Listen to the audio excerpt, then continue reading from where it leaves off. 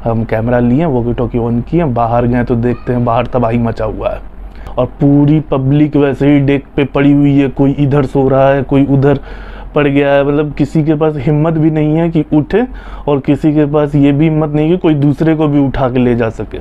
But जिस तरह से उसका रिज़ल्ट था, जिस तरह से वायर टूटा हुआ था और ग्रैब गिरा हुआ था, उससे पता चला कि जहाज़ पे सेफ्टी बहुत ज़रूरी है और इसी वजह से हम लोग को इतना ज़्यादा चीज़ें समझाया जाता है।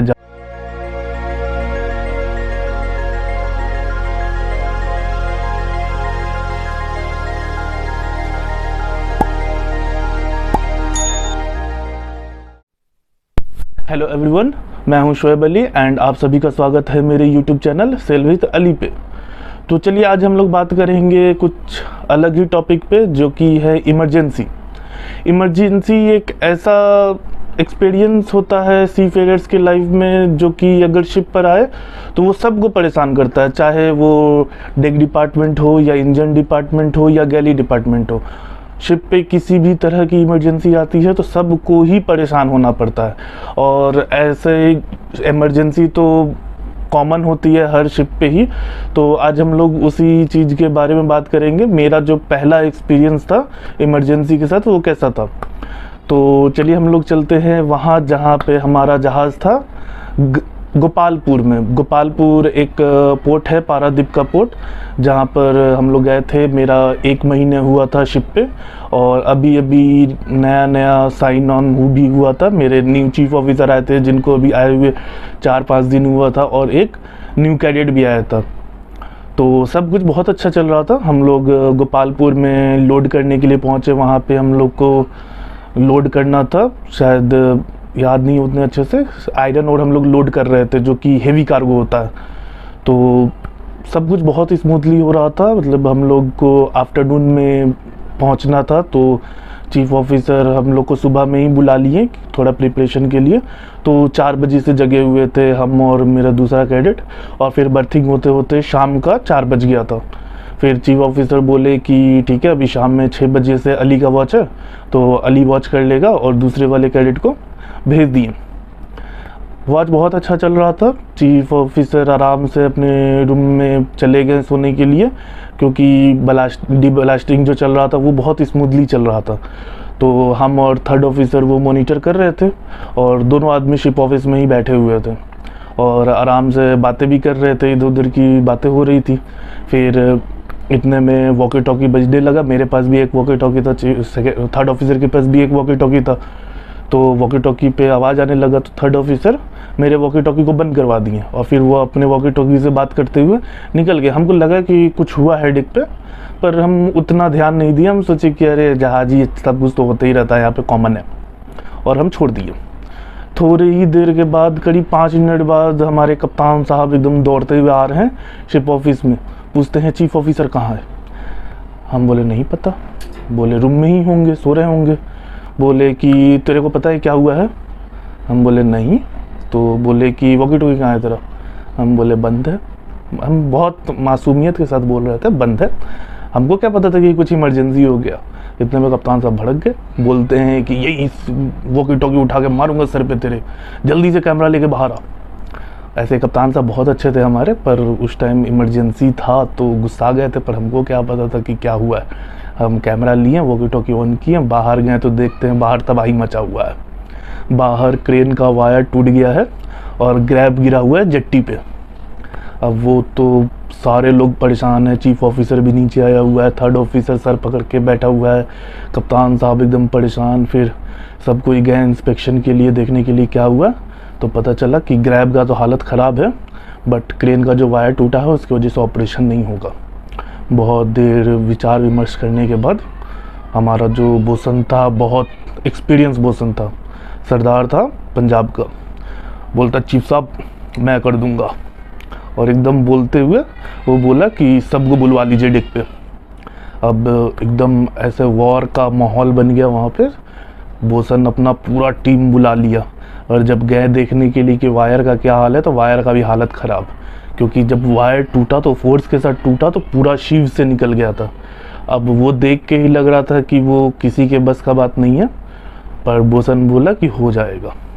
बोसन चीफ ऑफिसर रात के 11 बजे ऊपर क्रेन के ऊपर चढ़े। वो लोग कॉन्फ़िगरेशन देख रहे थे कि हाँ किधर से कैसे जाएगा वायर, और उसके बाद से सारे लोग को डेक पे बुला लिए। मतलब डेक क्रू जितने भी थे, AB, OS, training OS, fitter, सब डेक पे हैं। अब सबसे बड़ा टेंशन ये होता है कि अब सब जब डेक पे हैं तो रेस्ट कौन कर रहा है, क्योंकि कुछ देर बाद एक जाएगा तभी एक आएगा, पर सारे डेक पे। तो वॉच का बात हुआ, कप्तान साहब पूछें कि ठीक है चीफ सर, पर वॉच कौन करेगा? तो चीफ साहब बोलते कैडेट है ना।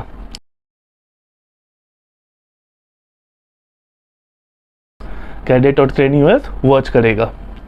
अब दूसरा कैडेट को भी बुला लिया गया, बट हम तो सुबह 4 बजे से थे ही। फिर हम सोचे कि हमको छुट्टी मिल जाएगा 12 बजे, पर हमको क्या पता था इमरजेंसी में सबसे आगे कैडेट को ही खड़ा होना होता है काम करने के लिए। तो फिर शुरू हुआ काम करना। फिर देख रहे हैं बोसन एकदम लगा पड़ा है, boson 3 AB, 2 OS, 2 training OS, सब लगे हुए हैं, सब ग्रीस में नहा रहे हैं। मतलब और जो वायर होता है उसमें बहुत ग्रीस लगा होता है, तो वो लोग भी मेहनत कर रहे हैं। मतलब लग ही नहीं रहा है कि जहाज़ में, ऐसा लग रहा है कि कहीं पे ड्राई डॉक में है, वहाँ पर सब एकदम मेहनत किए पड़े हैं। तो चल रहा है। सुबह 4 बज गया, पता करने गए हम कि कितना हुआ है काम। तो देखते हैं अभी स्टार्ट भी नहीं हुआ है, अभी तक ये लोग वायर का कॉन्फ़िगरेशन ही कर रहे हैं। मतलब उसमें क्या था, टूटा हुआ था वायर, तो वायर को जोड़ना था, पहले सारे वायर को जोड़ के उसको अच्छे से चढ़ाना था, तब उसके बाद चेंज होता। फिटर मेहनत किए पड़ा है, सब पूरी पब्लिक डेक पे जगी हुई है। और कितने लोग तो ऐसे थे कि जो दिन में भी नहीं सोए थे, ये सोच के कि रात में आराम से सो लेंगे, तो सब लगे हुए हैं। सुबह का 5 बज गया है, हम डेक पे चल रहे हैं। तो पहली बार था कि इतना लंबा जगना पड़ा। पिछले दिन सुबह से लेके अगले दिन सुबह का 5 बज चुका था, 25 घंटे हो चुके थे कंटिन्यू काम करते हुए, और एकदम नींद आ रहा था। डेक पे आंख बंद करके चल रहे हैं, इधर उधर झूलते हुए चल रहे हैं। फिर फिटर आता है, बीच बीच में बोलता है बैठ जा अली, पानी पी ले, ये कर ले, वो कर ले। फिर सिलसिला चल रहा था। दोपहर का 12 बज गया। दोपहर के 12 बजे जाके पता चलता है कि अब जाके 50% काम हुआ है। जाके देखे तो AB का हालत ख़राब, बोसन तो एकदम अब लग रहा है कि बोसन अब जिंदा ही नहीं बचेगा। अब इतना सब थके हुए थे कंटिन्यू काम करके, यहाँ तक कि किसी को ब्रेकफास्ट करने के लिए 10 मिनट का टाइम मिल रहा है, वो जल्दी से दौड़ते हुए जाता था, कुछ मुंह में डाल के जूस पी के वापस आ जाता था। ब्रेक नहीं मिल रहा है, ब्रेक के जगह पे मतलब पानी, जूस सब कुछ आ रहा है डेक पे, पर सब वैसे ही काम कर रहे हैं क्योंकि कार्गो डिले नहीं कर सकते हैं। मतलब कार्गो डिले हुआ तो कंपनी को बहुत लॉस होता, क्योंकि ये शिप पे ही आता कि शिप का गियर काम नहीं कर रहा है, इसी वजह से। फिर भी बहुत टाइम लगा। शाम में जाके करीब 6-7 बजे के करीब जाके पूरी पब्लिक आराम की, मतलब लगा कि हाँ अब काम ख़त्म हो गया है। फिर क्रेन का वायर पूरा अच्छे से चढ़ते रात का करीब वही 8 साढ़े 8 हो गया था। मतलब पिछले रात से लेके 8 बजे से लेके अभी के 8 बजे तक वायर चल रहा था, मतलब वायर का काम चल रहा था। और पूरी पब्लिक वैसे ही डेक पे पड़ी हुई है, कोई इधर सो रहा है, कोई उधर पड़ गया है। मतलब किसी के पास हिम्मत भी नहीं है कि उठे, और किसी के पास ये भी हिम्मत नहीं है कि कोई दूसरे को भी उठा के ले जा सके। करीब 1-1.5 घंटे सब पड़े रहे साइड में इधर उधर। फिर धीरे धीरे करके सब एक मीटिंग हुआ। फिर उस मीटिंग में डिसाइड हुआ कि हाँ अब जो वॉच होगा वो कैसे कैसे होगा, 2 घंटे, 3 घंटे, 4 घंटे, ऐसे करके सबको डिस्ट्रीब्यूट किया गया कि सब आराम से रेस्ट कर ले। क्योंकि जहाज़ पे इस चीज़ का भी बहुत ध्यान दिया जाता है कि सबको प्रॉपर रेस्ट मिल जाए। बट इसमें ये दिख गया कि पहली बार रियलाइज़ हुआ कि हाँ जहाज़ पे इमरजेंसी आता है तो क्या होता है। और बहुत मतलब आप चाह के भी रेस्ट नहीं कर सकते हो, चाहे वो आप चीफ ऑफिसर हो, कप्तान हो, या फिर कोई एक क्रू ही क्यों ना हो। अगर इमरजेंसी आया है, किसी चीज़ का ज़रूरत है, तो सबको ही काम करना पड़ेगा। तो बस यही था। फिर उसके बाद से देख के लगा कि नहीं भैया यहाँ तो बहुत दिक्कत है। मेरा चीफ ऑफिसर भी इतना, मतलब वो जो सीन था वो कोई देखा नहीं कि किस तरह से टूटा है, क्योंकि वो अंधेरे में हुआ।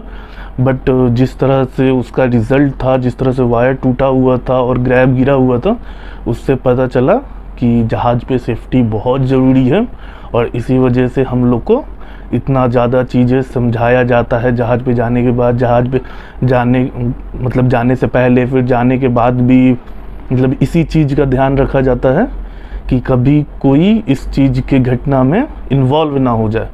अगर होता है तो कुछ घटना होता है तो पर किसी आदमी का लाइफ सेव रहे, उसमें वो फंसेगा। तो ये होता है इमरजेंसी।